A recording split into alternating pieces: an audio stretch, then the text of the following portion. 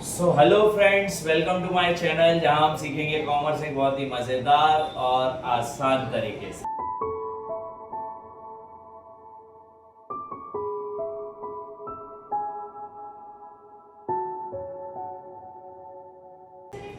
आज मैं आपको पढ़ाने वाला हूं एक इकोनॉमिक्स का बहुत इंपॉर्टेंट टॉपिक, सप्लाई।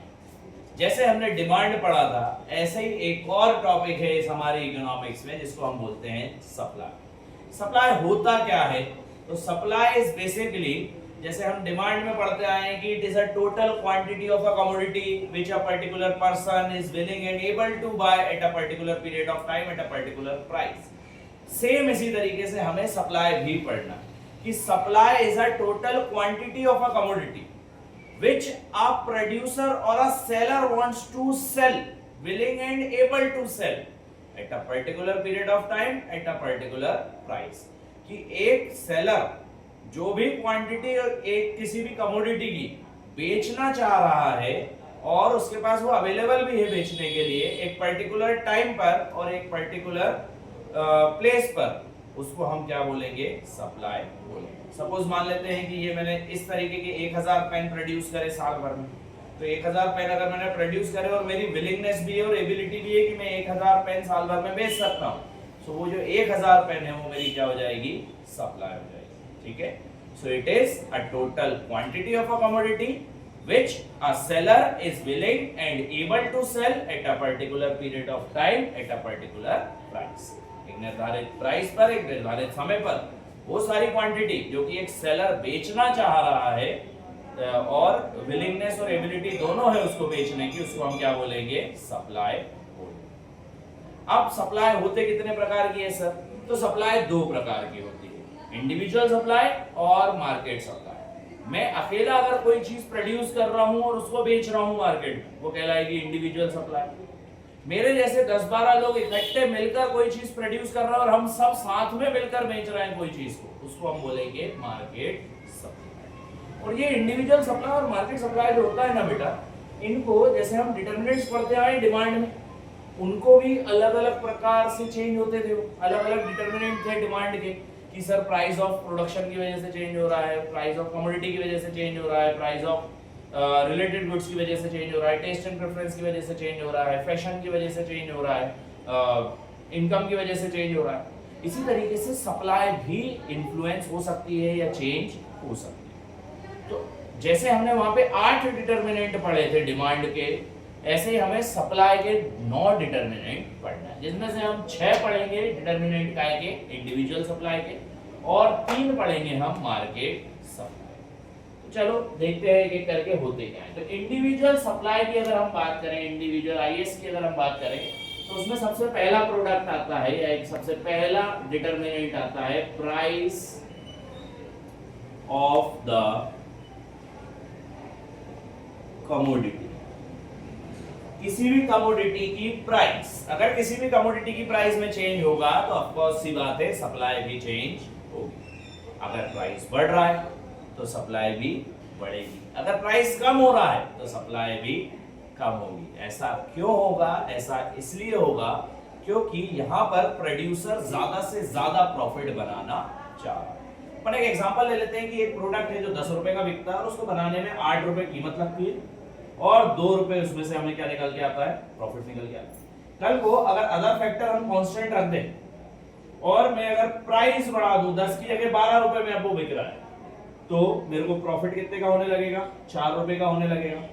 तो जैसे ही प्राइस बढ़ेगी, as the price increases the supply for the commodity will also increase, क्योंकि सेलर जो है वो ज्यादा से ज्यादा प्रॉफिट वहां पर कमाना चाह रहा है। ये कहलाता है क्या? Price of a commodity. Same vice versa उल्टा भी काम करेगी, अगर प्राइस कम हो रहा है तो सप्लाई भी कम कर देंगे क्योंकि उधर पे प्रॉफिट मार्जिन भी कम हो जाएगा। This is known as price of a commodity. फिर आते हैं प्राइस ऑफ अदर गुड्स।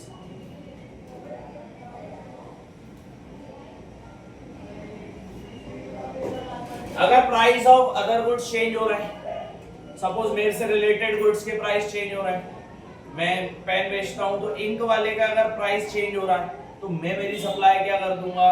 कम कर दूंगा। अगर उसने उसकी प्राइसेस बढ़ा दिए तो भाई उसकी डिमांड कम हो जाएगी। तो साथ में मेरे भी कहीं ना कहीं पेन की डिमांड कम होगी, तो मैं मेरी सप्लाई भी कम करूंगा। इसको बोला जाता है प्राइस ऑफ अदर गुड्स।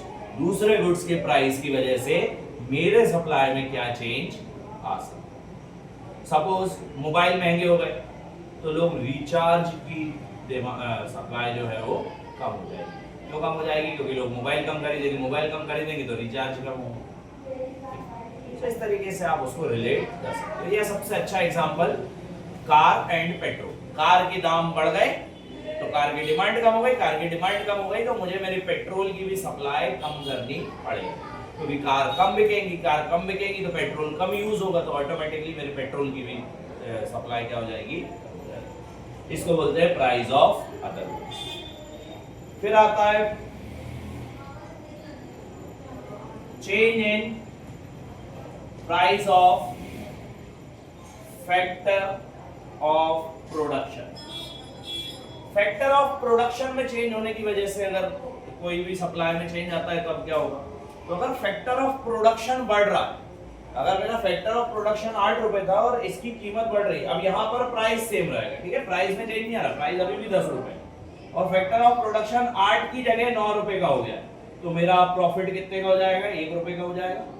अगर प्रॉफिट मार्जिन कम हुआ तो मैं मेरी सप्लाई भी क्या कर दूंगा? कम कर दूंगा। तो अगर फैक्टर ऑफ प्रोडक्शन के प्राइसेस बढ़ रहे हैं तो सप्लाई क्या हो जाएगी? कम हो जाएगी due to less profit margin. इसका जस्ट उल्टा भी होगा कि जैसे जैसे करके अगर फैक्टर ऑफ प्रोडक्शन बढ़ते जा रहे हैं, उनके प्राइसेस बढ़ते जा रहे हैं, तो ऑटोमेटिकली उनके सप्लाई भी कम हो जाएगी। ठीक नाउ, और अगर फैक्टर ऑफ प्रोडक्शन कम हो रहा है तो सप्लाई बढ़ेगी, और अगर वो बढ़ रहा है तो सप्लाई कम हो जाएगी। ठीक है, next is change in government policy. Change in government policy क्या होता है? चेंज इन गवर्नमेंट पॉलिसी का मतलब है कि अगर टैक्सेस में किसी प्रकार के चेंज आ रहे हैं, ठीक है, टैक्सेस में अगर किसी प्रकार का चेंज आ रहा है तो उसमें किस तरीके से मेरी सप्लाई चेंज होगी। अगर गवर्नमेंट टैक्सेस बढ़ा देगी तो ऑटोमेटिकली मेरे प्रॉफिट मार्जिन वापस कम होगा, क्योंकि मैं मेरे प्रॉफिट में से ज्यादा टैक्स दे रहा हूं, तो ऑटोमेटिकली मैं मेरी सप्लाई कम कर दूंगा। तो इफ टैक्सेस इंक्रीजेस, सप्लाई जो है वो क्या हो जाएगी? कम हो जाएगी, और अगर टैक्स कम हो रहा है तो मैं मेरी सप्लाई को ऑटोमेटिकली बढ़ाऊंगा। ये कहलाता है change in government policy. Change in government policy के बाद आते हैं objective of the firm. Objective of the firm क्या होता है कि अगर फर्म का ऑब्जेक्टिव है प्रॉफिट ज्यादा से ज्यादा कमाना, तो ऑटोमेटिकली फर्म जो है वो ज्यादा से ज्यादा सप्लाई करेगा। क्यों? क्योंकि वो प्रॉफिट ज्यादा से ज्यादा कमा पाएगा। और अगर फर्म का ऑब्जेक्टिव है कि मुझे टैक्सेस बचाना है, तो वो अपनी सप्लाई को क्या कर देगा? कम कर देगा। क्यों? क्योंकि उसको वहां पर फिर टैक्सेस बचाना है, तो प्रॉफिट कम होंगे तो टैक्सेस कम लगेंगे, टैक्सेस कम लगेंगे तो टैक्स बचेगा। तो अगर ऑब्जेक्टिव अगर फर्म का है कि उसको ज्यादा से ज्यादा प्रॉफिट कमाना है, तो वो सप्लाई भी ज्यादा से ज्यादा करेगा। और अगर उसका ऑब्जेक्टिव है कि उसको टैक्सेस बचाना, तो वो फिर सप्लाई भी धीरे से कम कर देगा। ठीक है, और लास्ट में आते हैं चेंज इन